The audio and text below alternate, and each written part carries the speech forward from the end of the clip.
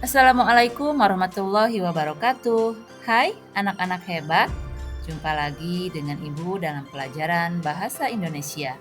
Kita ketemu seperti biasa di ruang belajar Bahasa Indonesia. Bahasa Indonesia, ini bahasaku, jati diriku, bahasa pemersatu jaya. Bagaimana kabarnya hari ini? Semoga kalian senantiasa sehat ya. Alhamdulillah, kita bisa bertemu lagi di channel YouTube Ruang Belajar Bahasa Indonesia bersama Ibu Rika Yulianti. Kali ini kita akan membahas mengenai satu materi yang ada di kelas 7 semester 1, yaitu struktur teks prosedur.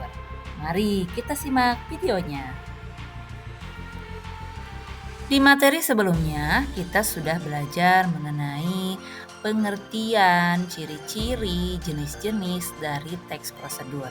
Nah, semoga kalian masih ingat ya apa itu teks prosedur.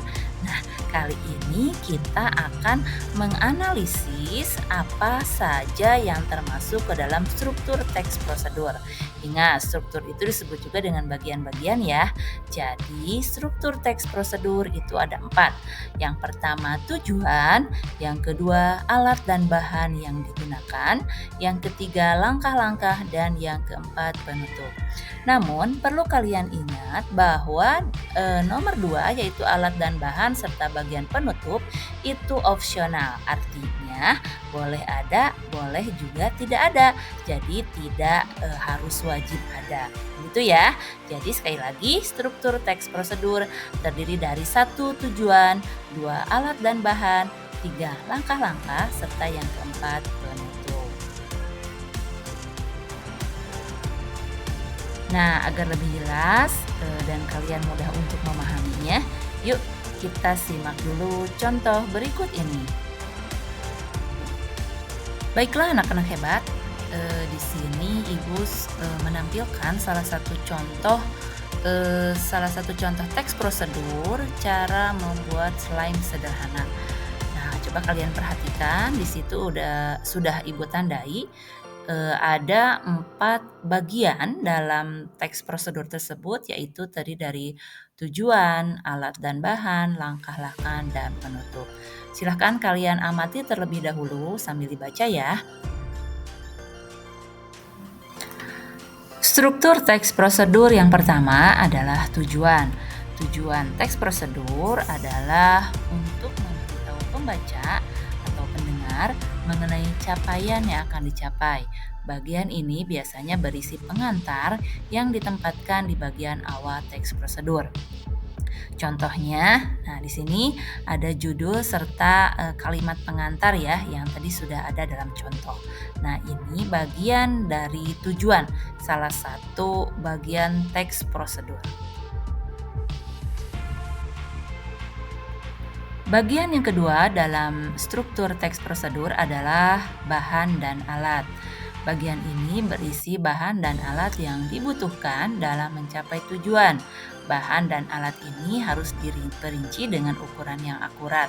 Contoh, 1 botol slime aktivator yang bisa didapat di toko-toko terdekat.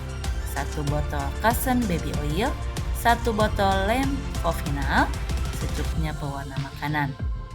1 buah sendok, 1 buah piring. Nah, itu perincian dari alat dan bahan serta ukuran yang akurat. Namun, perlu kalian ingat ya, bahwa alat dan bahan ini bersifat opsional, artinya tidak selalu harus ada dalam teks prosedur. Nah, ini khusus apabila ingin membuat sesuatu, maka tentunya harus ada alat dan bahannya. Yuk kita lanjutkan. Bagian yang ketiga adalah bagian langkah-langkah.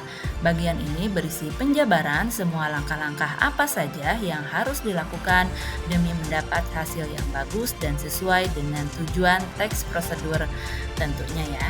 Nah, langkah-langkah ini harus dilakukan secara urut atau sistematis agar tujuan bisa tercapai dengan maksimal. Contoh di sini adalah tadi ya judulnya cara membuat slime sederhana. Ada cara membuat. Nah, cara membuat ini berisi langkah-langkah apa saja yang harus dilakukan. Di sini ada 4 langkah. Langkah pertama, campurkan lem popinal dengan pewarna makanan. Yang kedua, setelah tercampur dengan merata, tambahkan slime, kemudian tambahkan cushion baby oil, dan yang keempat, slime siap digunakan untuk bermain. Nah, langkah-langkah tersebut tidak berurutan ya, atau tidak sistematis, karena apabila urutan tersebut tidak sistematis, maka tujuan yang diharapkannya pun tidak akan maksimal. Bagian langkah-langkah tadi adalah bagian yang paling inti dalam setiap teks prosedur. Jadi semua jenis teks prosedur itu wajib harus ada ya langkah-langkah tersebut. Baik itu cara membuat, cara melakukan, cara memainkan ya. Di mana langkah-langkah tersebut harus termuat dalam teks prosedur jenis apapun.